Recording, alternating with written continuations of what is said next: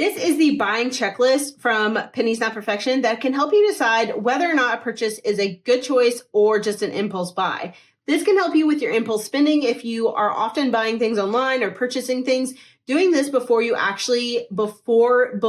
buy can help save you a lot of money, time, and heartache. It can also stop you from hoarding things that you don't need. This is a printable at shop.penniesnotperfection.com, but you don't have to buy it. You can just steal these questions, write them down yourself, and answer them. If you want to purchase it, great. It's a couple dollars. But this is just so you have something where you can take a purchase and go through and think it through and evaluate if it's actually a good choice for you or not.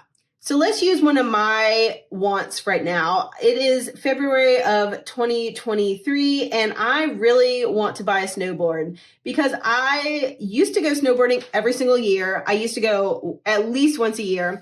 And lately I've been watching a lot of videos on TikTok, and I've been getting a lot of ads for snowboarding gear and snowboarding locations. So I want a snowboard, which is really an impulse buy if I was to go buy one right now. But it is something I'm going to use for this checklist. So you can kind of see the thought process behind making the purchase. So let's see, will it fit within my current budget? No, because I have not budgeted for it, and it's not a small purchase necessarily. Will I have to finance this? No, I can purchase it and pay it off. It is fine. I could pull money from savings from other areas to buy it, so it could be bought. I could do it. Is this based on a need in my life? Let's be honest, it is not based on a need. I do not need a snowboard. I don't live near mountains. I don't live near snow. I live in the South.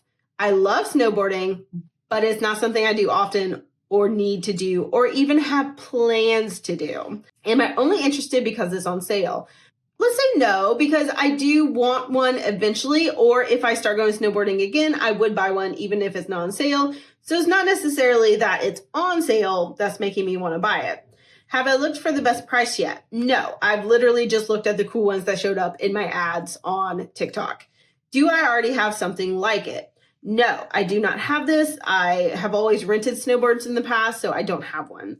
Can I borrow it from someone else instead? Actually, yes, I can. I know people that own snowboards. I could also just rent one if I actually do ever decide to go snowboarding again.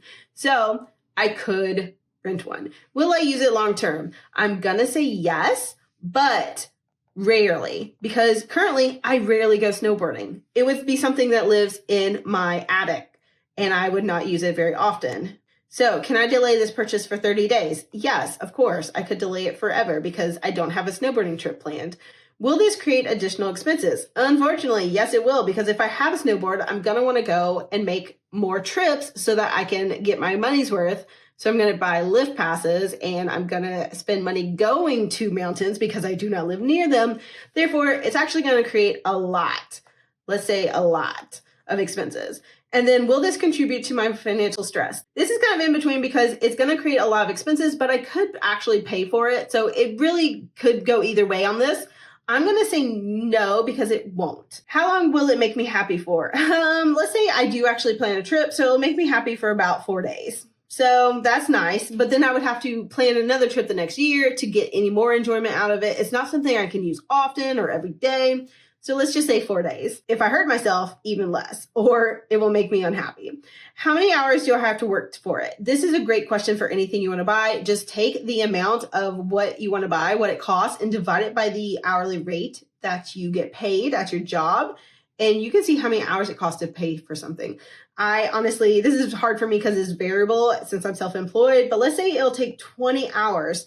Would 20 hours of my time be worth purchasing this just to get a couple days of enjoyment and then maybe create additional expenses that I then have to use my hours to pay for again? Probably not. So I'm not going to buy this. It is something that would be cool, and I would get like that 5-minute thrill of I purchased something that I always wanted. But would I actually use it? Would I get my money's worth? Probably not. This checklist is not to say never spend money again, never buy anything again. I think you should use your money to buy things that you really want, that you will use and will make your life better. Money should always be making your life better, safer. Using money to have a better life is what it's all about. This is just designed to make you stop and think about your purchases to make it more intentional. When you make it intentional, you're not wasting your money. You're not spending too much on things that don't actually improve your life. They're just giving you that initial thrill when you click purchase or add to cart or you bring it home. So you can definitely use this to evaluate any sort of purchase in your life. It's really helpful. I hope this is helpful to you. You can get it at shop.penniesnotperfection.com or just write them down and answer them yourself next time you have a purchase that you want to make and it feels like an impulse, but you think it might not be worth it.